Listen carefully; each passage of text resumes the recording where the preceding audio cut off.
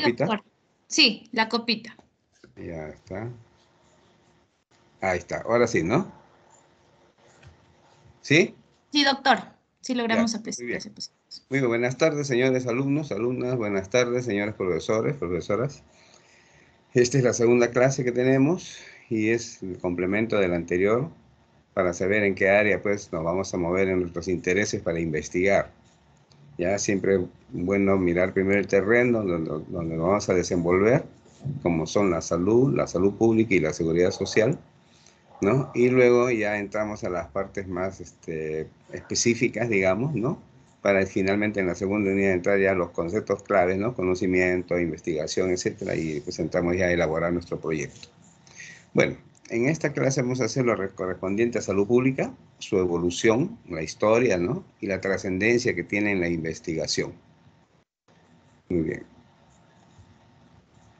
¿Cuál es el resultado del aprendizaje que espero de ustedes? Que al finalizar la sesión sean capaces de analizar correctamente el concepto y evolución de la salud pública a fin de utilizarlos en la elaboración de sus proyectos de investigación. ¿Cuál es la motivación?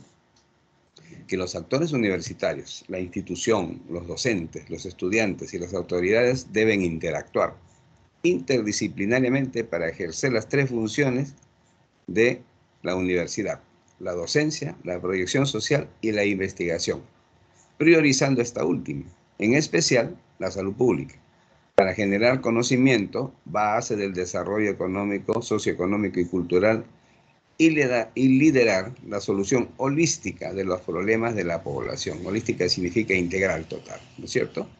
O sea, la idea es que nosotros generemos conocimiento, investigando, sobre todo en salud pública, para que podamos dar solución integral a los problemas que tiene la población. Ya les hacía en la clase pasada la correlación entre salud, capacitación, trabajo decente, participación en lo social, económico y ambiental, y que da lugar al desarrollo sostenible. Muy bien. La atención integral de salud, pues siempre se tiene que pensar en esto, ¿no? Salud pública y atención de salud. En la salud pública hay vigilancia de la salud. En la atención de salud y prevención de las enfermedades. En la salud pública hay promoción de la salud.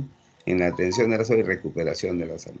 En la salud pública hay regulación y control de la salud. En la atención, la rehabilitación. Estas son las generalidades en salud pública, ¿no? Todo lo que podríamos hacer en una clase ideal que tomaría muchísimos días, semanas, ¿no es cierto? Pero vamos a hacer un resumen, ya lo más importante, trascendente para ustedes. Yo siempre creo en los estudiantes futuros responsables del país y en general de la humanidad.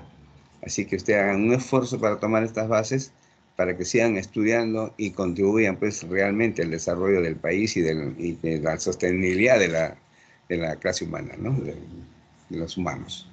Entonces, vemos en primer lugar qué es la salud pública, ¿no es cierto? A veces nos preguntamos. ¿Sí? Aquí tenemos unas definiciones interesantes. Por ejemplo, que la salud pública es la disciplina dedicada al estudio de la salud y la enfermedad en las poblaciones.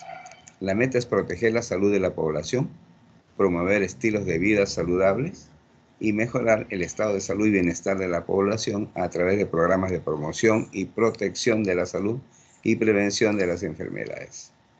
Además, se provee información, adiestramiento y las destrezas necesarias para mejorar la efectividad y la prestación de servicios médicos.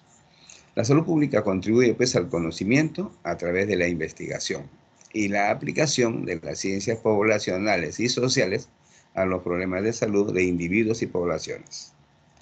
La salud pública es la respuesta organizada de una sociedad dirigida a promover, mantener y proteger la salud de la comunidad y a prevenir enfermedades, lesiones e incapacidades. El propósito fundamental es alcanzar los más altos niveles de bienestar físico, mental y social de acuerdo a los conocimientos y recursos existentes. La función esencial número 2, las FES, ¿se acuerda que decíamos la vez pasada? FESP, funciones esenciales de la salud pública. La número 2 dice vigilancia de la salud pública, investigación y control de riesgos y daños en salud pública. Entonces ahí nos relacionamos, ¿se dan cuenta?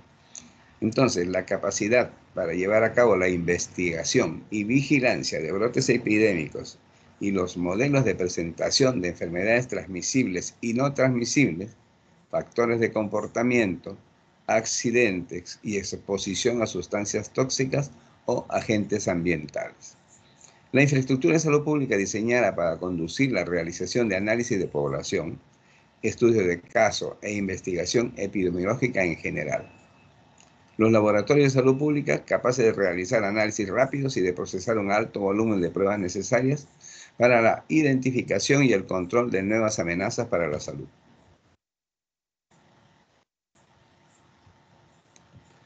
Para poder satisfacer a todas las partes implicadas, la salud pública, pues, según la Organización Mundial de la Salud, debe alcanzar ciertos estándares de calidad que están en las diferentes dimensiones que vamos a ver, ¿no es cierto? Hay 6 estándares que se exige para que satisfaga la salud pública de la población. Primero, que sea efectiva. Ya les decía la vez pasada, ¿no? Que eficaz es cuando cura una enfermedad, eficiente cuando se hace el menor gasto posible y efectividad cuando tiene las dos primeras más los cambios estructurales en una comunidad producto de la intervención de la salud. Entonces, la efectividad. Este fundamento se atribuye a aspectos como el conocimiento, la experiencia y habilidades empleadas por los profesionales del servicio. Como ustedes se dan cuenta, ¿no? Aquí están pues las capacidades que forman las competencias, ¿no es cierto? Cognitiva, las destrezas, etcétera, ¿no? Después tenemos la oportunidad. O sea, para que satisfaga, aparte de ser efectiva, tiene que ser oportuna. Es básico de la calidad sanitaria, ya que hace referencia a la buena atención prestada al paciente en el momento adecuado, en el instante preciso, independientemente de su patología y su tratamiento. Ya, cuando no es oportuno, pues muchas veces algo que sí se podía solucionar, de repente ya no tiene solución, ¿no es cierto? La seguridad. La atención tiene que tener seguridad. Este fundamento se refiere a que ningún tipo de tratamiento o asistencia médica debe generar o agravar las lesiones existentes en el paciente, ¿no es cierto? Y muchas veces vemos noticias un poco así fuertes en los periódicos, en la televisión, ¿no? Entonces hay que ver que haya seguridad en la atención de los pacientes, ¿no? La eficiencia, ya como les decía, ¿no? Al que alcance el dinero, lo poco que se tiene en salud. Se refiere a que cada paciente debe recibir la atención necesaria en el momento indicado, al menor costo posible. Ese es el tema, ¿no? Al menor costo posible. Adicionalmente, la realización y ejecución del trabajo consumiendo la menor cantidad de recursos posible. Todo eso es muy bien, la eficiencia es muy buena, ¿ya? Pero no es la única, ¿ya? Hay casos en que las poblaciones están muy alejadas, hay casos en que hay productos muy buenos, muy caros, pero si es necesario hay que usarlos. Entonces, si no es efectivo, siendo eficiente la intención, no da efectividad porque hay gente que se caerá sin ser atendida o ser eficazmente curada, ¿no es cierto? O sea, hay que combinar, no hay que, nada es absolutamente así de 0 a 10 todo es relativo, hay que siempre pensar en eso, ¿no? La equidad, esto es clave, ¿no es cierto? Para que satisfaga una parte implicada, tiene que ser equitativa la atención. Indica que características como sexo, raza, creencias religiosas, ideología política, ubicación geográfica, nivel socioeconómico o cualquier otro adjetivo no pueden suponer bajo ningún tipo de circunstancia una desigualdad, debido a que debe ser impartida por igual para todos los individuos, ¿ya? O sea, no se dejen confundir desigualdad y equidad, ¿no es cierto? Equidad significa básicamente darle a cada quien lo que necesita, no darle lo mismo a todos, ¿ya? Porque eso significa darle un tratamiento igualitario. Darle un tratamiento equitativo es darle al que necesita más, darle más, y al que necesita menos, le da menos. Esa es la equidad, ¿ya?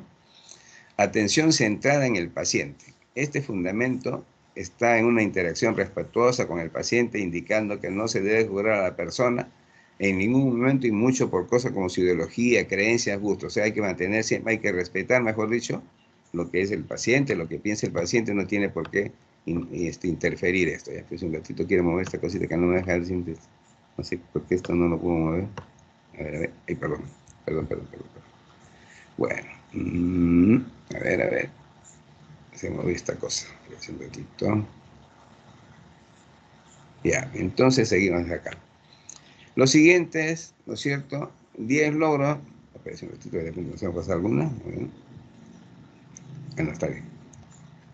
Los siguientes, los 10 logros más grandes en salud pública: las vacunaciones, la mayor seguridad de los autos, la mayor seguridad en el lugar de empleo, el control de enfermedades infecciosas, reducción de la mortalidad por enfermedades coronarias, alimentos más seguros y saludables, madres y bebés más saludables, planificación familiar, fluorización del agua potable, identificación del riesgo a la salud presentada por el uso continuo del tabaco, ¿no es cierto?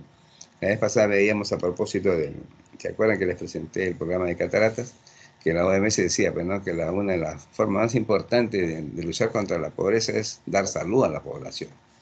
Y entre las estrategias más altamente costo efectivas estaban las vacunaciones y la cirugía de las cataratas, que fue una de las razones, ¿no es cierto?, en priorización para elegir este programa de cataratas. Muy bien. 10 actividades esenciales para crear y mantener una comunidad saludable. Realizar un diagnóstico de salud comunitaria, prevenir y controlar epidemias, ¿no? Proveer un ambiente seguro y saludable, evaluar la ejecutoria, la efectividad y los resultados de los servicios de salud, ¿ya? Siempre eso es pero muy importante, los resultados. Toda planificación, estrategias, programas, pero no se mide el resultado, como que no se ve exactamente la utilidad en favor del pueblo, ¿no es cierto? Hay que ver siempre la ejecutoria, la efectividad, o sea, la contrastación con la realidad después de la intervención en salud, que va a mejorar, pues, la calidad de vida de la población en general, ¿no? Y va a disminuir, pues, los años de vida saludables perdidos por la enfermedad que tenían. Después, promover estilos de vida saludables, ¿no es cierto? Hemos visto que en el campo de la salud que vimos la vez pasada, el sistema sanitario es uno, pero los estilos de vida, ¿no es cierto?, saludables son importantísimos. Ahora ya les hice ver también que había en 3 dimensiones. Estilo de vida generalmente es a la persona, que tiene que mejorar su forma de vida, etcétera, etcétera. Condiciones de vida es cuando se refiere a un lugar, un departamento, qué sé yo, una población determinada, ¿no es cierto? Y el modo de vida se refiere a toda la población en general, ¿no es cierto? Muy bien. Luego tenemos, pues, la investigación en salud pública.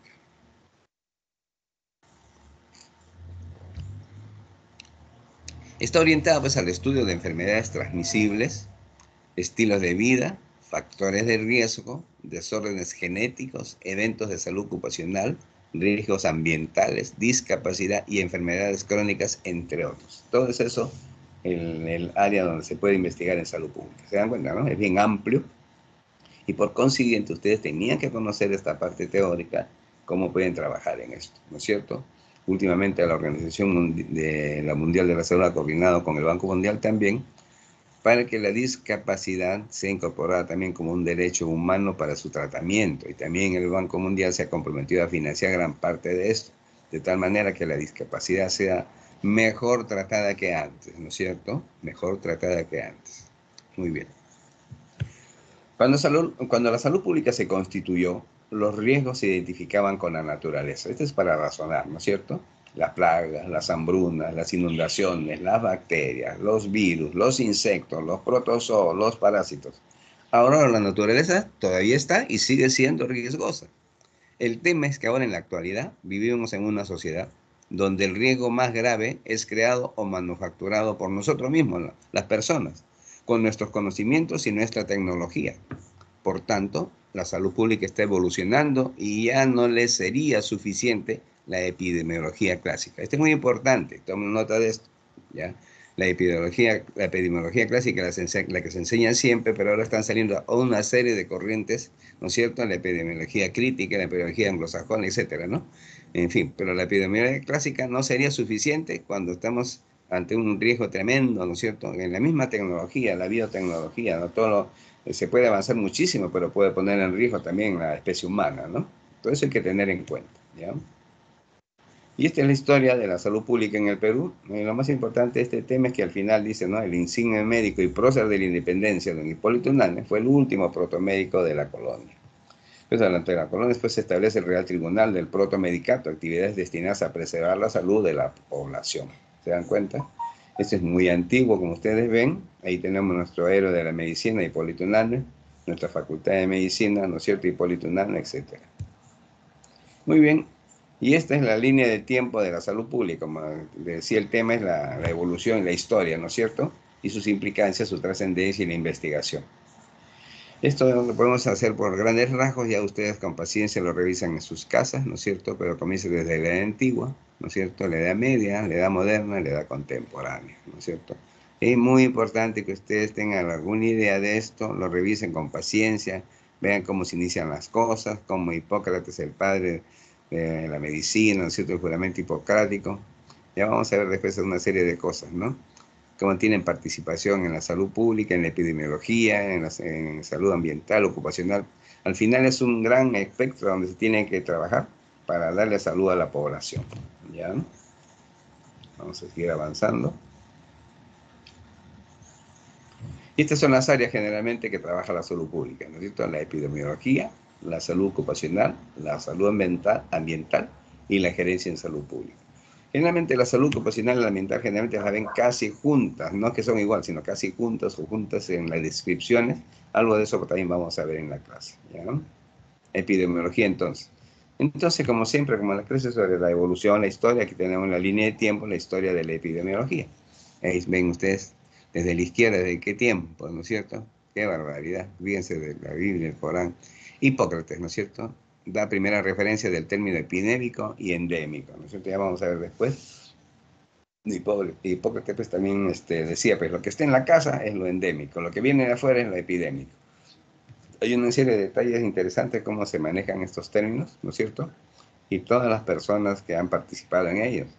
Por ejemplo, Tomás Heidenhammer tiene muchas participaciones. Ya vamos a ver cómo es que salían las teorías miasmáticas, ¿no es cierto? O sea, por ejemplo, si hay una infección por cólera, por aguas con heces, etcétera, ellos creían que el olor, respirar eso, era lo que les contagiaba, ¿no? Hasta que vino otro investigador y le dijo, no señor, es lo vivo, lo que está en el agua. Hay que disminuir el uso de esa agua, hay que esterilizar esa agua. Y se dieron cuenta que no era la teoría miasmática la que debe predominar, ¿no es cierto? Y esto lo vamos a ver poco a poco, ¿ya?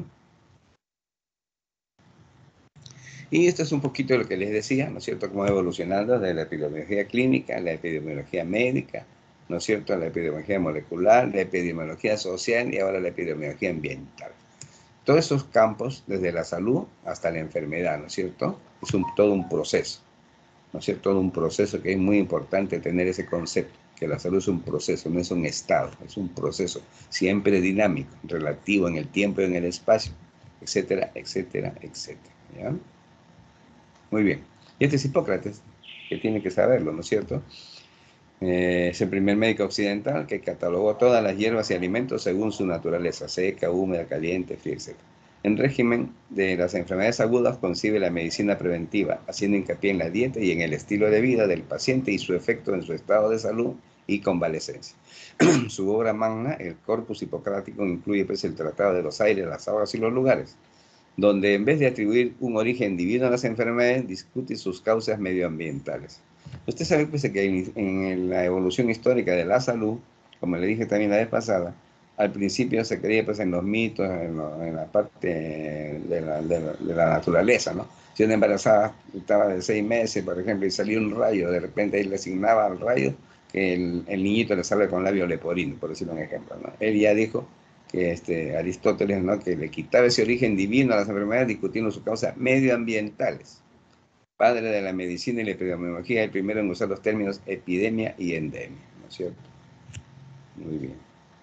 Esta cosa. Ahí está. Ahí está lo que le decía, ¿no? A la izquierda las enfermedades que visitan es la epidemia y lo que está residentes en la comunidad es la endemia, ¿no? Están las palabras, ¿no? Epidemium, endemia, ¿no?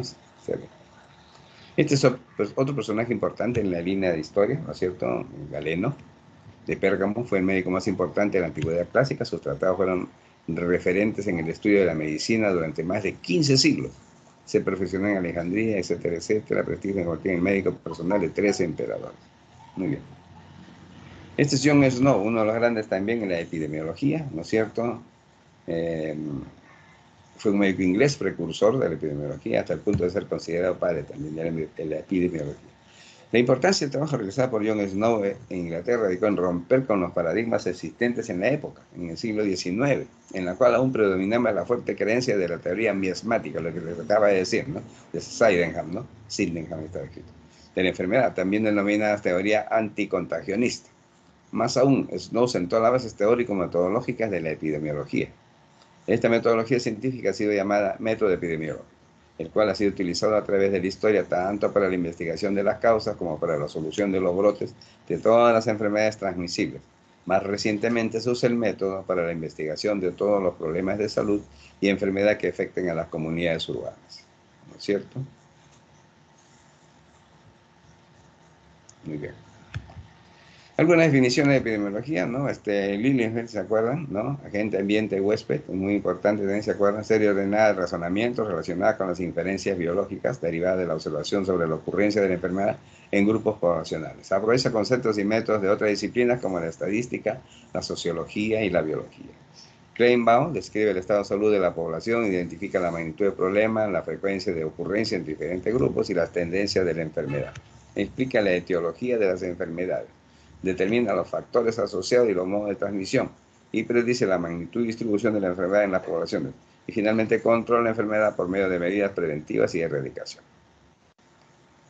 Está Abraham Lilienfeld, tenía un hermano, creo, David, que era más joven y lo ayudaba en estos temas, ¿no? Profesor en la Escuela de Salud Pública, Johns Hopkins, en Estados Unidos, ¿no? Esa escuela es muy importante, ¿no es cierto? Muy bien, muchos lo visitan, ¿no? Hemos tenido la suerte a veces de pasar por ahí. Ya, en el estado de Maryland hay un puerto que se llama Baltimore se escribe, ahí está la Universidad Johns Hopkins. Tenemos a Louis Pasteur, Robert Koch, ¿no es cierto? La famosa etiología, ¿no es cierto? Cuando en el caso de Pasteur son conocidos como los fundadores de la microbiología. El mayor logro de Pasteur consistió en refutación mediante cuidadosos experimentos de la por aquel entonces muy respetada teoría de la generación espontánea, ¿no es cierto? Lo cual permitió establecer firmemente a la microbiología dentro de la ciencia biológica.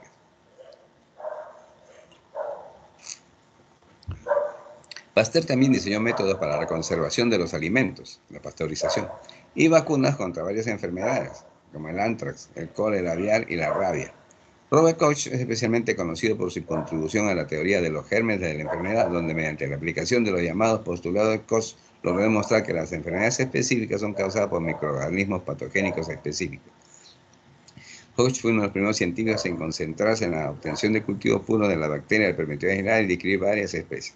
Después ya esta es la unicausal, ¿no es cierto? Robert Koch tiene la idea de que la enfermedad es producida unicausalmente. Después ya viene la multicausalidad de otros organismos, superando la teoría de Koch, que era únicamente un microbio lo que producía una enfermedad determinada, ¿no? Y ya cambiando al siguiente tema, ¿no es cierto? La salud, como hemos dicho, salud ocupacional, salud ambiental, son temas también que tienen que ver. La Organización Mundial de la Salud hace aquí pues una definición, hace el comité mixto, la OIT con la OMS. Como les decía la vez pasada, la OIT pues, es una entidad que vigila por la salud de los trabajadores, haciendo una serie de convenios con todos los organismos internacionales. Y entonces, como la salud ambiental y la ocupacional tienen relación con el trabajo, entonces la definición del comité mixto salió una cosa interesante. Miren, el 94. Es una estrategia global, ¿no es cierto? En Beijing, 1994. La salud en el trabajo y el medio ambiente, ¿ya? Trabajo y medio ambiente, ¿ya? Son dos cositas. Laboral, sano, se encuentran entre los más, la salud en el trabajo y el medio ambiente laboral sano se encuentran entre los más valiosos bienes de la comunidad y países, ¿ya? La salud ocupacional es una importante estrategia, no solamente para asegurar la salud de los trabajadores, sino también para contribuir positivamente a la productividad, satisfacción laboral y de esta manera a la calidad de vida de los individuos y de la sociedad, ¿ya? Sobre esa base, pues, tenemos aquí una línea de tiempo, igual en la historia, desde la prehistoria, ¿no es cierto? En la edad antigua, la edad media, la moderna, la edad contemporánea, una diapositiva muy bonita, en la serie de una separata muy bonita, por eso la pongo abajo si quieren verificar la imagen, muy bonita, le pongo abajo la referencia, ¿no es cierto? Es muy bonita la evolución, ¿ya? Y esta es la historia de la salud ocupacional, que desde que la humanidad existe, ¿no es cierto? Cuando inicia la corrección y caza, de la vida nómada a la sedentaria, inicio de la agricultura, organizando y asignando roles en la sociedad incipiente, especialización en artesanos, incursiones en la guerra, asignación de roles en la sociedad del sabio que curaba enfermedades, se relacionaba enfermedades con sus fuentes u orígenes, uno de ellos el trabajo, y se empieza a hablar de las prácticas seguras para preservar la salud. ¿Te das cuenta? Esto es una evolución progresiva, ¿no? Progresiva que va compatible con lo social, ¿no? Lo inicial es que las personas iniciaban su vida haciendo su recreación, caza y pesca. Cuando habían vecinos que ya se cruzaban, se formaron las comunidades, grupos de comunidad que cazaban y recolectaban y pescaban en determinados lugares. Cuando ya aún entre comunidades se chocaban, digamos, en sus intereses, vienen las primeras formas de gobierno, ¿no es cierto? Entonces es una evolución que va paralelo con lo social, ¿ya? Eso continúa, por supuesto, y no termina el tema, ¿no? Y esta es la historia, pues, de la salud ambiental, ¿no es cierto? De la Revolución Industrial, 1750, 1780, ¿no es cierto? Ya estamos en el 2012 en la Cumbre Mundial de Johannesburgo, ¿no? Cada uno de los pasos los podemos leer, ¿no es cierto? En 1962, gracias a sus estudios en toxicología, ecología y epidemiología, logró establecer que el uso intensivo de agroquímicos representa una amenaza sobre el medio ambiente. Por eso que en un momento determinado, no sé si les pasé ayer, en la vez pasada, perdón, o esta vez les paso, pero hay un ex secretario general de las Naciones Unidas, Kofi Annan, que hizo un convenio mundial con todas las grandes empresas para preservar el ambiente, la corrupción y otras cosas, pero sobre todo el ambiente, ¿ya? Es muy importante. Las grandes empresas pues tienen que tener una responsabilidad social bien marcada. Por ser precisamente grandes empresas, tienen que tener la responsabilidad social del lugar donde actúan, del mundo, por último, donde actúan para que la humanidad se preserve, que es el fin máximo, ¿ya? Muy bien. Luego tenemos el Club de Roma, ¿no es cierto? Tenemos la Conferencia de las Naciones Unidas sobre el Medio Ambiente en Estocolmo. Tenemos en la comisión de, dice, Brundtland, que es nuestro futuro común, la comisión, claro. La destrucción de la capa de ozono, ese es un tema largamente estudiado. Hay clases bonitas que alguna vez he hecho, cómo se va destruyendo la capa de ozono, cómo se va subiendo, a qué distancia está la capa de ozono, cómo hay aerosoles que llegan hasta tal o cual capa, etcétera, etcétera. Es bien interesante. No podríamos hacerlo todo en una sola clase. Segundo, el cambio climático. Del 80 al 92 se conformó pues el panel internacional sobre el cambio climático. En 1988 se adoptó la Convención de las Naciones Unidas sobre el Cambio Climático. Luego tiene la Cumbre Mundial de Río de Janeiro en el 92, ¿no es cierto? Ya la Convención sobre la diversidad biológica, la Declaración de Río. Conflictos entre norte y sur. Siempre hay los conflictos, ¿cierto? La Cumbre Mundial de Johannesburgo en el 2002 es la discusión sobre el recurso agua, energía, salud, agricultura, protección de la biodiversidad. ¿Se dan cuenta? Es toda una cadena, ¿no? Que va evolucionando y sigue evolucionando, ¿ya? Y esto es cómo se relaciona, ¿no es cierto? La vez pasada vimos también determinantes sociales y ahora vemos los determinantes de esos, o sea, de los objetivos de desarrollo sostenible. Hay algunos determinantes ambientales que se relacionan con la salud. El objetivo de desarrollo sostenible es el número 6, el número 13, el número 7, el número 11 y el número 12 se relacionan con la salud, que es el número 3.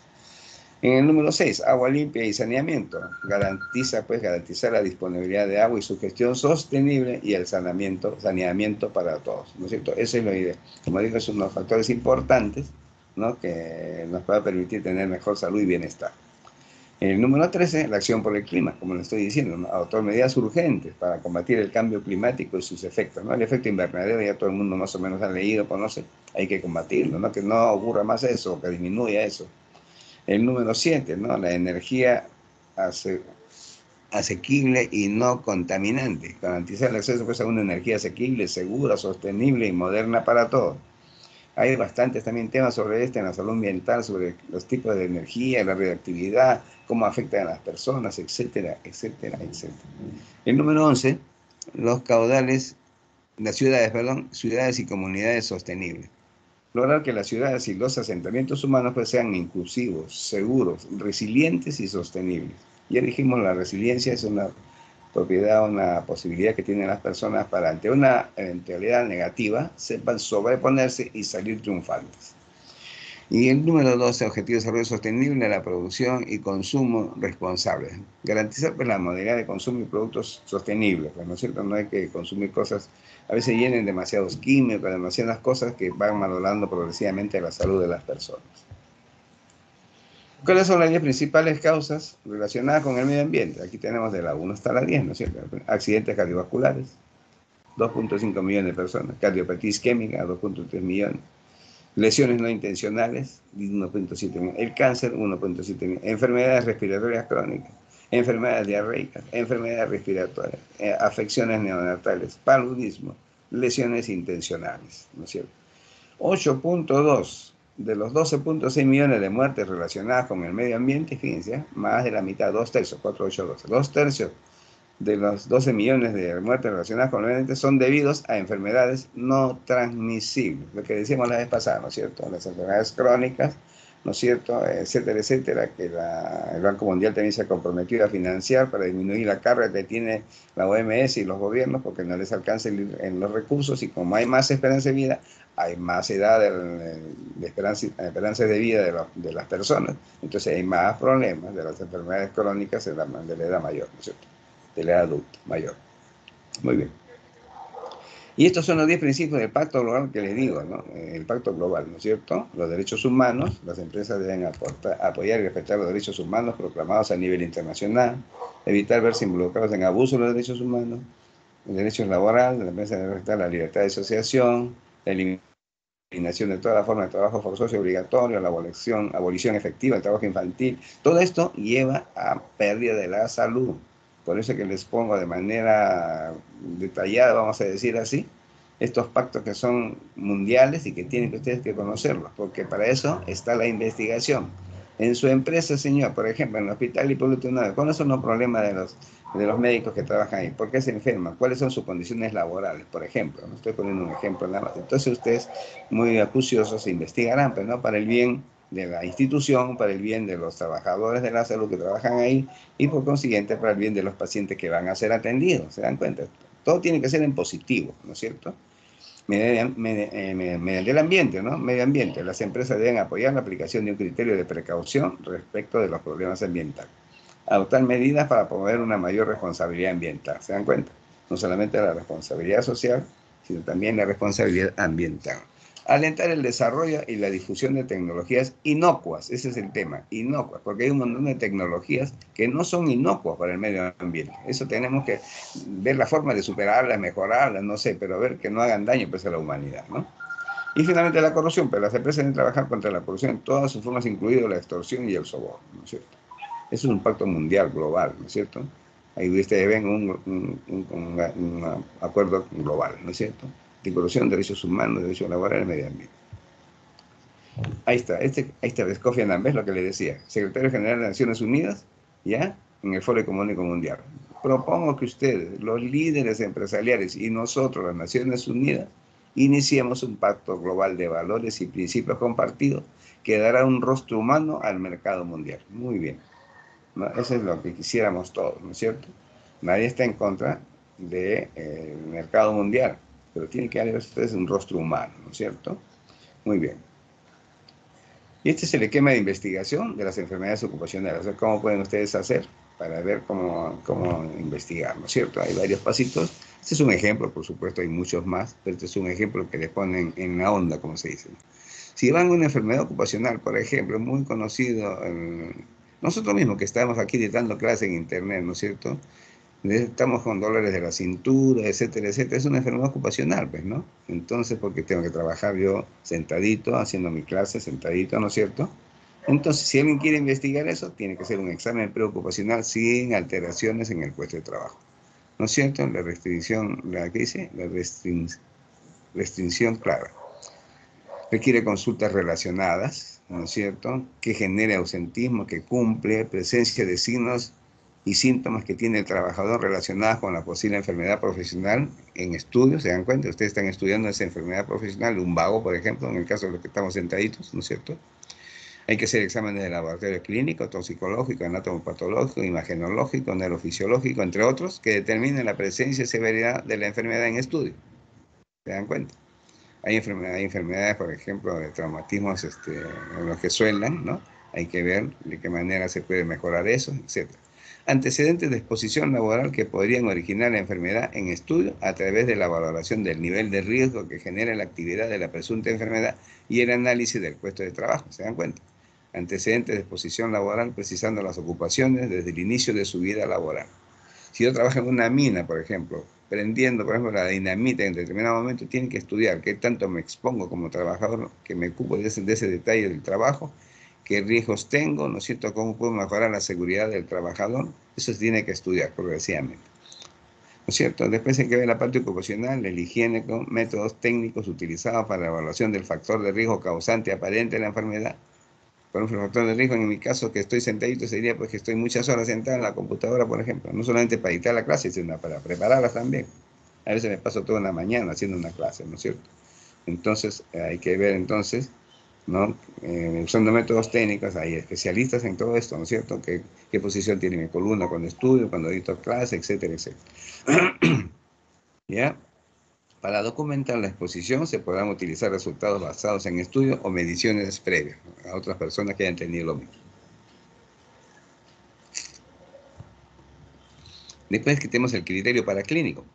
Epidemiológico determinará la presencia de casos similares en la empresa, puesto de trabajo, exposiciones al factor de riesgo motivo del estudio, movilidad por puesto de trabajo. Se da cuenta, vamos haciendo ya unidad clínica, vamos apuntando factores para hacer nuestro estudio, nuestra investigación. El criterio clínico se fundamenta en la normativa legal vigente que corrobora que la enfermedad en estudio se trata pues, de una enfermedad profesional, ¿se dan cuenta?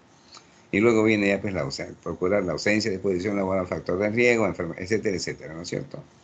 ¿Ya? Entonces, eso es un ejemplo de cómo se puede hacer una investigación en una enfermedad ocupacional. Hay tantas ocupaciones que el trabajador pues se arriesga, ¿no? Pero hay que estudiar, hay que investigar, determinar qué factores ponen en riesgo la salud de la persona, si tiene eventos similares en otros trabajadores de ese mismo puesto de trabajo, para que la empresa tome medidas y le dé mayor seguridad al trabajador, ¿no es cierto? Aquí tenemos un poco también de la historia, ¿no es cierto? Desde la edad antigua, ¿no? La necesidad de organizarse, y son realizadas de acuerdo a las políticas de gobierno establecidas para cada clase racial y medios económicos sin tener en cuenta los riesgos, su capacidad de trabajo, la cual estaba limitada según el tipo de trabajo que ese es en la edad antigua, ¿no es cierto? Se dan los primeros pasos hacia el reconocimiento de la salud. Fíjense, Egipto, las medidas de protección estaban dadas por el faraón y fueron implementadas mediante talleres. Mesopotamia se creó el código legal de Hammurabi. Aquí estaban planteados los deberes y derechos de la comunidad. Grecia divide en el trabajo manual e intelectual. Aquí surgen las diferentes profesiones como el médico, el pintor, entre otros. Roma, lo más importante fue la implementación y control de la prevención, ¿no es cierto? Perfecto. Otros antecedentes en la historia, Edwin Chadwick, ¿no es cierto?, impulsó las leyes de salud pública, que contemplaban pues un conjunto de medidas para la sanidad, sobre todo en las ciudades industriales. Una de las razones por las que Chadwick creía necesario mejorar la salud pública porque creía que ahorraría dinero. Caramba, perdón. Perfecto. Tenemos Winslow, ¿no es cierto? Este fue también un gran señor, jefe del Departamento de Salud Pública de la Universidad de Yale, ¿no es cierto? La salud pública es la ciencia y el arte de prevenir las enfermedades, prolongar la vida, fomentar la salud y la eficiencia física y mental, mediante el esfuerzo organizado de la comunidad para saneamiento del medio, control de las enfermedades transmisibles, educación de los individuos en los principios de la higiene personal, la organización de los servicios médicos y de enfermería para el diagnóstico precoz y tratamiento preventivo de las enfermedades, el desarrollo de los mecanismos sociales que aseguren a todas las personas un nivel de vida adecuado para la conservación de la salud, organizando este beneficio de tal modo que cada individuo esté en condiciones de gozar de su derecho natural a la salud y la longevidad. Hanlon, uno de los famosos representantes de la priorización, es el señor de la izquierda, el más viejito de canas, ¿no? La salud pública se dedica al logro común del más alto nivel físico, etcétera, ¿no es cierto?, y compatible con los conocimientos y recursos disponibles en un tiempo y lugar determinados. Hanlon pues, fue un profesor de administración en salud pública de la Universidad de Michigan, en Estados Unidos. y elaboró un amplio concepto. Esta disciplina en realidad contiene los mismos elementos que la de Winslow, pero está adicionada con algunos problemas actuales de la salud. Esta definición incluye 7 capítulos: acciones de saneamiento ambiental, prevención de las enfermedades y consecuencias, actividades relacionadas a proporcionar cuidados integrados de salud, actividades relacionadas con la colección y análisis de estadísticas vitales, educación para la salud individual y colectiva, planeación y evaluación de los servicios, investigación científica, técnica y administrativa. ¿Se dan cuenta? ¿Ya? La científica solita a veces no es suficiente para determinar pues las verdaderas causas de tal o cual problema y poder tomar las verdaderas decisiones que solucionen el tema, ¿no? ¿Ya? Muy bien. Este es el esquema básico de la priorización en salud que hace Hamlet, ¿no? Por supuesto, eso no es todo, ¿no? Es toda una clase, ojalá tengamos la oportunidad de hacerla, si no, aquí le doy lo básico. Uno de tantos instrumentos para determinar prioridades es el método de Hamlet. En el método de Hamlet, la clasificación ordenada de los problemas se obtiene por el cálculo de la siguiente fórmula que se aplica a cada problema que se ha considerado, la puntuación de prioridad. La fórmula es A más B multiplicado por C multiplicado por D. ¿Qué es la magnitud del problema? Si yo quiero investigar algo y tengo 2 o 3 alternativas, veo cuál es más grande el tema, ¿no es cierto? Si, por ejemplo, yo quiero, no sé si es más grande, por ejemplo, el glaucoma o es la catarata, por ejemplo, ¿no es cierto? Entonces veo la magnitud del problema. El componente B, perdón, es la gravedad del problema. ¿Cuál es más grave? La catarata o el glaucoma, por ejemplo. El componente C es la eficacia de la solución. ¿Cuál solución mejor? El glaucoma o la catarata. Por ejemplo, la catarata se saca y se acabó el problema, el glaucoma no tanto así. Y el componente D finalmente es la factibilidad de la solución. O sea, de repente todo está muy bonito, pero no es factible por razones económicas, por razones políticas, qué sé yo. Tantas cosas factores que ya escapan al investigador en la parte de técnica, ¿no es cierto? El problema es que son multiplicaciones, como decía, más B por C. Por ejemplo, si todo está muy bien en los 3 primeros para una entidad determinada, pero por ejemplo no se puede hacer por una razón política, el último factor D sería 0. Entonces todas las cosas multiplicadas por 0, ¿qué da? 0. Entonces pierde la prioridad, ¿se da cuenta? Entonces, a veces hay cositas que uno tiene que ver con sentido de realidad, digamos, hacer un esfuerzo por priorizar técnicamente para ver qué problemas se deben investigar, ¿no es cierto? Este es un ejemplo, ¿no? Hay lo mismo prácticamente. El método es una modernización que hizo la OPS, ¿no es cierto? El método de Hanlon adoptado por la OPS para asignar prioridad de los programas de salud. Al final, en los programas, la OPS ha cambiado el D, ¿no es cierto?, que significa la pertinencia, factibilidad económica, aceptabilidad, disponibilidad de recursos y legalidad, que son lo que le da viabilidad, y ha cambiado por componentes o ha agregado, dicen los componentes E, inequidad, y F, posicionamiento institucional, lo que me parece muy bien, ¿no es cierto? Sobre todo aquí en América, porque la OPS es para América, ¿no es cierto? Sobre todo aquí en América, que a veces no está bien posicionado, pues el sector salud, ni considera bien en los presupuestos, qué sé yo, y hay muchas inequidades, ¿no es cierto? Muchas inequidades. Dicen, alguien por ahí dijo que alguien por ahí dijo, no sé, es un dicho, no me consta, ¿no? Pero se dice, ¿no?, que hay un continente como el África que sería más pobre que América, pero América es más inequitativo. No sé si será eso cierto. Como digo, a veces uno escucha cosas y se pone a pensar que tenía que ser investigar, ¿no es cierto? Pero el tema es ese, ¿no? Entonces, aquí es un factor para las Américas muy importante, por eso la OPS ha creído pertinente incorporar ese factor de inequidad como una cuestión a evaluar en la priorización de los problemas a investigar, ¿no es cierto? Si hay más inequidad en el reparto de recursos y dinero para combatir una determinada enfermedad, es un factor que favorece su priorización, ¿no es cierto? Este es otro, Piero Aragil, ¿no es cierto? La salud pública es la ciencia y el arte de organizar y dirigir los esfuerzos colectivos destinados a proteger, promover y restaurar la salud de los habitantes. La nueva salud pública, como campo multidisciplinario de investigación, siempre estoy tratando de traer estas cositas, ¿no?, para que ustedes se pongan las pilas, como se dice. Ya ustedes van a ver que si no sintonizamos ahorita con los cambios de la nueva era en el mundo, pues perdemos el tren de la historia, ¿no? La nueva salud pública como campo multidisciplinario de investigación puede definirse como la aplicación de las ciencias biológicas, sociales y de la conducta al estudio de los fenómenos de salud en poblaciones humanas. ¿Se dan cuenta? No solo la ciencia biológica, ¿ya? Aplica el estudio epidemiológico de las condiciones de salud de las poblaciones y el estudio de la respuesta social organizada a esas condiciones, en particular la forma que se estructura a través del sistema de atención a la salud. Julio Fren. Julio Fren es uno de los grandes también pensadores en salud, ¿no es cierto?, que tiene sus teorías. No sé si he puesto alguna diapositiva, me parece que sí, ¿no es cierto? Julio, ahí está Julio Fren, ¿eh? Decano de la Escuela de Salud Pública de la Universidad de Harvard. Ahí está. Ya tiene su introducción a la administración de la salud pública. La salud es lo que define la salud, y la introducción a la administración de la salud pública, ¿no es cierto? La salud, dice, es un punto de encuentro en el que confluyen lo biológico y lo social, el individuo y la comunidad, lo público y lo privado, el conocimiento y la acción. ¿Se dan cuenta? Muy bien. Eso sí es bueno. ¿Se dan cuenta? No solamente pues es lo biológico, el individuo, lo público y el conocimiento. No, hay que actuar, hay que hacer. Yo leo, he sabido esto, pero ¿qué he hecho? Tengo que hacer. Yo me curo, me sano, pero ¿y mi comunidad? Yo veo lo público, ¿no es cierto? Y lo privado también tengo que considerar, son partícipes, son parte de la sociedad, son parte del Estado, ¿no es cierto? Tienen que participar. Y aparte de lo biológico, obviamente lo social, ¿no es cierto? Lo ambiental, etc. Y la administración pública, la administración de la salud pública, la nueva salud pública como campo multidisciplinario de investigación, puede definirse como la aplicación de las ciencias biológicas sociales y la conducta al estudio de los fenómenos de salud en poblaciones humanas. A través del estudio epidemiológico de las condiciones de salud de las poblaciones y el estudio de las respuestas sociales organizadas en estas condiciones, en particular la forma que se establece a través del sistema de atención de salud. Muy bien. Aquí tenemos otro distinguido profesional de la salud, Milton Terris, ¿no?, en 1990, que es la salud pública. Tendencias actuales en la salud pública en las Américas. ¿Se dan cuenta? En el 92 la OPS.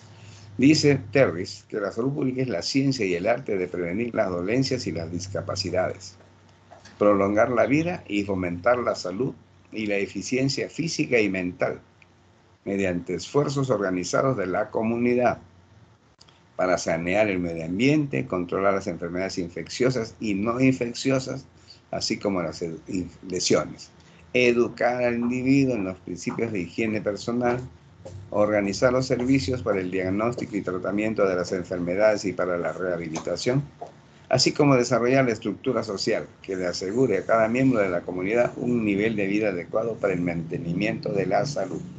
Esto es muy importante, ¿no es cierto? Porque uno le puede decir todo a un individuo muy pobre en una zona bien alejada, pero si la comunidad no le brinda esa seguridad, pues imposible que se mantenga su salud, ¿no? Porque tiene que tener posibilidades de tener una buena higiene, de tener una buena alimentación, etcétera, etcétera, etcétera. Y estos son los aspectos emergentes del concepto de salud pública de Milton Terris. En la filosofía del bienestar individual y colectivo, la educación en salud pública. En la epistemología, lo político, lo económico, lo social y lo cultural.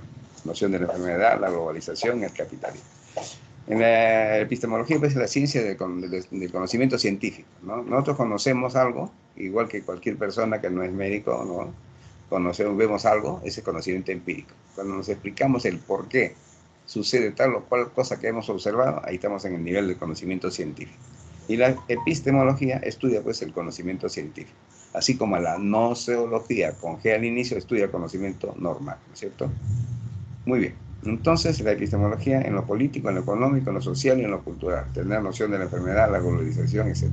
Y la praxis social, la transdisciplinariedad, normativo, axiológico y propositivo. ¿Se dan cuenta? Hay que ver todo eso para tener pues un concepto de la salud, diferentes aspectos que ya emergen en la nueva, como le digo, en la nueva realidad mundial. No podemos quedarnos anclados solamente en la biología. Si no vemos esto, perdemos el tren. Tenemos que sintonizarlo con estas cosas que son necesarias de conocer. Estudiamos, todos estamos estudiando, todos tratamos de aprender, ¿no es cierto? Es muy buena esa actitud positiva que deben tener ustedes los estudiantes. Muy bien. Aquí tenemos otro señor, Mario Testan, argentino, que participa en la elaboración del método de planificación de la CENTE, que es una institución para el conocimiento en América. Decano de la Facultad de Medicina de la Universidad de Buenos Aires, pensamiento estratégico cercano a Berma. Es importante el pensamiento estratégico, ¿no? Porque hay tres tipos, ya saben, ¿no? Estratégico, táctico y operativo. El pensamiento estratégico es el más alto nivel, es importantísimo. Es una reflexión sobre políticas sociales, reconocida la salud pública como en tanto práctica social, por lo tanto construcción histórica. Ya son términos muy conocidos que usan lo que filosofan bastante, ¿no? Tenemos el método decente, ¿no es cierto?, que es la aprobación, herramienta de la aplicación analítica y práctica en los planteamientos para la planificación comunitaria, distribución óptima de recursos con participación y compromiso social, buscando solucionar problemas identificados en las comunidades. Esto es muy importante, ¿no? A veces uno planifica y distribuye recursos y dinero, pero no participa en las comunidades, ¿no es cierto? Ustedes han visto un montón de ejemplos sociales que ahora ocurren, ¿no es cierto? Se está descentralizando las DIRESas están trabajando descentralizadamente, hay muchos municipios que ejercitan el presupuesto participativo, participa la comunidad, etcétera, ¿no? Eso es muy importante. Criterios para la selección de problemas. Primero, la ubicación espacial de los grupos postergados. ¿Se dan cuenta?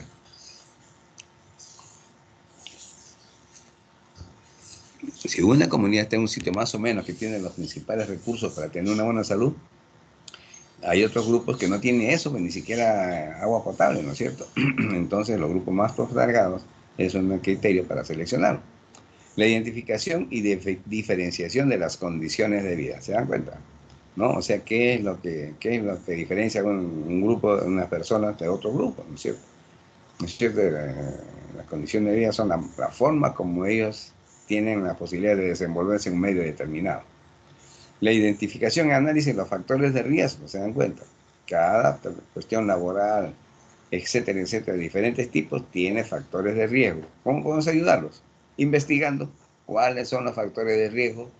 Primero haremos un estudio exploratorio, después haremos un estudio descriptivo, después haremos un estudio correlacional y después finalmente un estudio explicativo. Entonces estamos investigando para ayudar a controlar esos factores de riesgo. ¿Se dan cuenta? Esa es la relación que tienen que tener en cuenta ustedes, ¿no es cierto? Y de repente también se puede hacer una investigación experimental si que no va en contra de las normas de ética, ¿no es cierto? Etcétera, etcétera. La identificación de los problemas de salud pública se hace pues, en base a, igual, parecido a Harman, ¿no es cierto? Magnitud, gravedad, posibilidad de prevención, tendencia en el tiempo, importancia para la comunidad. ¿Se dan cuenta? Algunas pequeñas variaciones, pero se parece a la de Harman y también a la modificatoria de OPS, ¿no es cierto? Pero es importante que ustedes sepan qué elementos de juicio tienen que tener en cuenta ustedes, los señores estudiantes, para que seleccionen un problema. ¿Se dan cuenta? Tiene que ser, obviamente, tiene que ser un problema que tenga una gran magnitud, que afecte al mayor número de personas, ¿no es cierto? Que sea un problema que realmente sea grave para la salud de las personas, que tenga una posibilidad pues, de prevenir. Perdón, un ratito. La luz. Que tenga pues, la posibilidad de prevenirse, ¿no es cierto?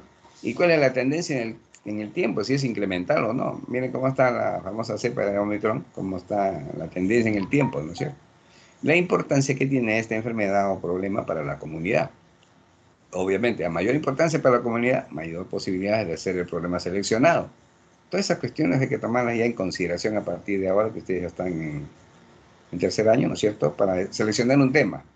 Ustedes lo cogen al azar generalmente, pero es bueno tener estos criterios, ¿no? Para que ustedes vayan mejorando cómo seleccionar los temas.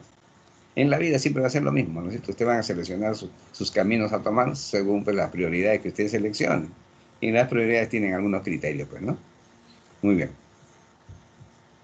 Tenemos a Habermas, que es un filósofo, que ya lo mencionó el anterior filósofo también. Filósofo y sociólogo alemán. Pensamiento con la teoría crítica de la Escuela de Frankfurt. ¿Se dan cuenta? La teoría crítica significa todo lo que se opone básicamente a lo clásico, ¿no? Al positivismo, etcétera, etcétera, ¿no? Todas las teorías son eso y tienen que ser llevadas a la praxis social, económica, ambiental, qué sé yo, y el resultado, como decía al final, tiene que ser el beneficio para la población mundial. Eso es lo que a veces pone en cuestión tales o cuales teorías. Porque si la población mundial no se beneficia, de repente esa teoría no es tan buena. O si la población mundial sí se beneficia realmente, bueno, esa teoría pues parece buena, ¿no es cierto? Pero estas son las cosas como uno tiene que evaluar las tendencias, ¿no es cierto? Tener el razonamiento, el pensamiento claro y abierto para aceptar todo tipo de posibilidades, pero analizarlas, investigarlas, ¿no es cierto? Para poder sacar conclusiones aceptables. Muy bien. Inicialmente criticó a Marx por reducir el eje de la sociedad al trabajo y él defendía la interacción comunicativa. Luego conjugaría dichos preceptos. Usted sabe que ahora antes, hace poco se utilizaba el constructivismo en la docencia, ¿no? Ahora está yéndose al conectivismo, ya que las redes sociales pues, se han adueñado de todo, ¿no es cierto? Entonces la conexión por las redes, ¿no es cierto? Y en 1981, luego de su obra Teoría de la Acción Comunicativa, defendería la democracia deliberativa y los principios del Estado. Muy bien, me parece correcto eso, ¿no es cierto? La deliberación permite llegar a buenas conclusiones. El concepto de salud pública de la OPS es la intervención colectiva. Perdón. Es la intervención colectiva tanto del Estado como de la sociedad civil orientada a proteger y mejorar la salud de las personas. Miren, es la intervención colectiva, tanto el Estado como la sociedad civil. Entonces, un trabajo de investigación bonito sería acá cómo y cuánto interviene el Estado, cómo y cuánto interviene la sociedad civil, para ver qué están haciendo por la salud pública en nuestro país. ¿Se dan cuenta? Entonces, si vienen las motivaciones que ustedes tienen que tenerlas ya saliendo de su esfuerzo personal, de sacar su línea, como se dice, de tener un conocimiento significativo. Lo que ustedes traen de su casa, lo que han leído es un conocimiento, vamos a decir, X. Lo que le dice el profesor viene a ser solamente un facilitador, el profesor le dice una posición Y. El conocimiento significativo está en que ustedes juntan los dos criterios y sacan un conocimiento significativo Z que lo deben aplicar para mejorar la salud de las personas. Ese es el tema, ¿ya? Que tengan un conocimiento significativo. No es que ustedes van a hacer lo que dice el profesor de ninguna manera, pero usted tiene que mejorar lo que traen de casa con lo que le dice el profesor. Y lo que tienen que sacar ustedes, y ya es propio de ustedes, cada uno saca, como se dice, en su línea, y ese es su conocimiento significativo que tienen que aplicarlo en el bienestar de la población. Ese es el tema, ¿ya? Muy bien. Entonces, es una definición del comentario, ¿no es cierto?, que va más allá de los servicios de salud, justo lo que le decía, ¿ves? Más allá del hospital. No personales o de las intervenciones comunitarias, porque también hay intervenciones comunitarias solitas, ¿no? Incluye la responsabilidad de asegurar el acceso a los servicios y la calidad de la atención. También abarca las acciones de fomento y desarrollo de personal. Ustedes ya han visto que el acceso en el mundo no es igual que cobertura. Ese es otro tema que también tendríamos que hablar sobre ese tema. A mí la vez pasada me da pena ponerle más que dos, una creo la mitad o dos de cobertura, pero hay mucho que hablar, ¿no? Lo cierto es que el acceso no es igual que la cobertura. Ojalá, pues, todos los que están coberturados tengan el acceso real a los servicios que necesitan. No es así. Ojalá que se dé. Hay que investigar otra vez por qué no se da el acceso en la medida que están coberturados. ¿No es cierto? Hay que investigar.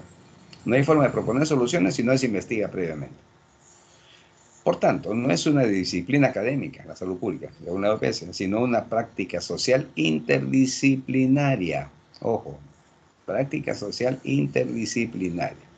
Asimismo, su conceptualización no es solo de bienes públicos con externalidades positivas para la salud, externalidades es lo que genera como consecuencia, ¿no?, sino también de bienes semiprivados y privados, cuyas dimensiones hacen que repercutan sobre la salud colectiva. ¿Se dan cuenta?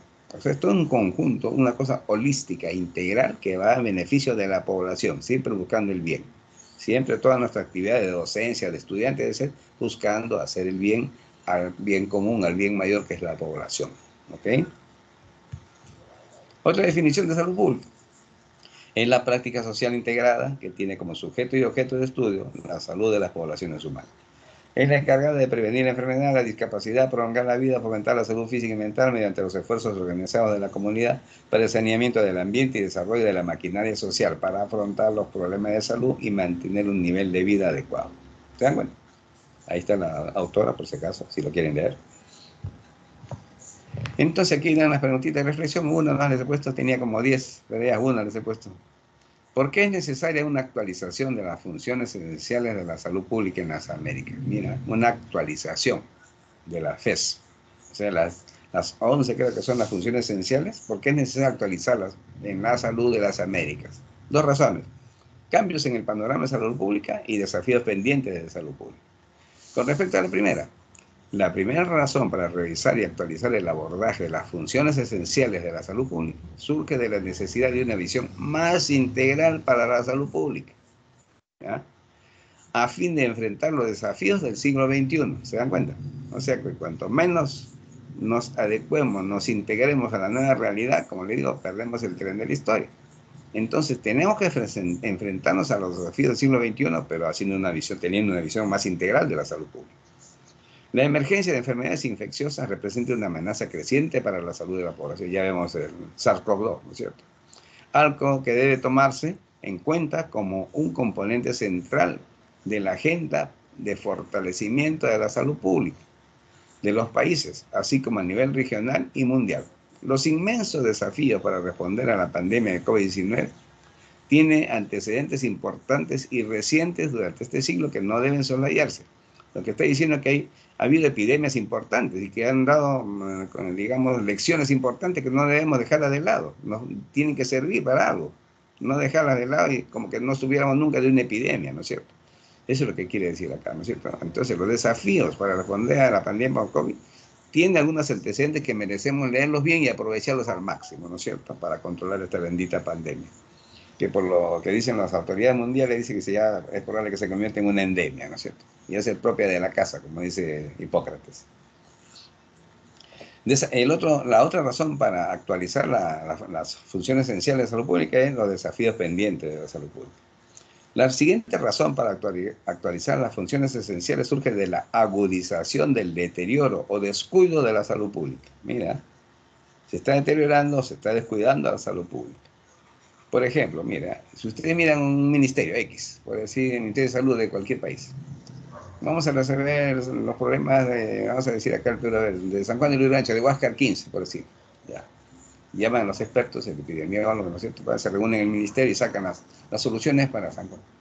Pero antes, esa tarea, el campo eso era del salubrista, el que se ensuciaba los zapatos, se iba a Huáscar 15, veía la realidad, conversaba con la comunidad y al fin de varios de convivir con ellos socialmente, recién le decían las verdaderas razones de por qué estaba mal en su salud. Entonces se está dejando un poquito de lado al salubrista. No está mal los asesores, obviamente, eso no quiero decir, pero no se les tiene que dejar de lado. Entonces es una cuestión que se deteriora el diagnóstico de la realidad. Eso es lo que quiere decir esto. Entonces se descuida, pues, ¿no? Se descuida. Que en la actualidad continúa siendo un motivo de reclamo social en la región. Lógico, pues. Lógico, ¿no? Yo puedo saber mucho pues, de mi clase, ¿no? Pero si hay otras soluciones de problemas de Manaus ahí, porque está cerca de Loreto, cualquier por ahí. Pues, yo no tengo que conocer, pues tengo que ir, visitar a la comunidad, a ver qué tiene, qué siente, qué piensa, cómo se cura, si no, cómo voy a hacer una solución. ¿No es cierto? Esa es la cosa, ¿no? Es necesario advertir que intervenciones como los programas relacionados con la seguridad alimentaria, miren, ¿eh? Es necesario advertir que las intervenciones como los programas relacionados con la seguridad alimentaria, el agua potable, la inmunización y el control de las enfermedades transmisibles, se han visto desprotegidas en los últimos años con, aquí no veo con esta cosa, inversión en ellas y reducción en el valor percibido, dice, no sé, que quiero mover este cuadrito negro que no me deja ver bien. Ahí está, se movió, qué bueno, ya está perfecto. Ya, se han visto protegidas con menor inversión en ellas, fíjense, y reducción en el valor percibido en dichas intervenciones. ¿Se dan cuenta, no? Entonces, ¿qué quiere decir? Que cuando vaya a haber una inversión para ver el agua potable de una comunidad desprotegida, no se invierte lo que se debe, pero entonces no hay equidad. ¿Se dan cuenta? Es un trato inequitativo. Y hay una reducción en el valor percibido de dichas intervenciones, como que mejorar el agua potable de una comunidad pobre de la Sierra Sur Alta del Perú no tiene tanto valor como solucionar el agua en otros sitios, no pues, ¿no es cierto?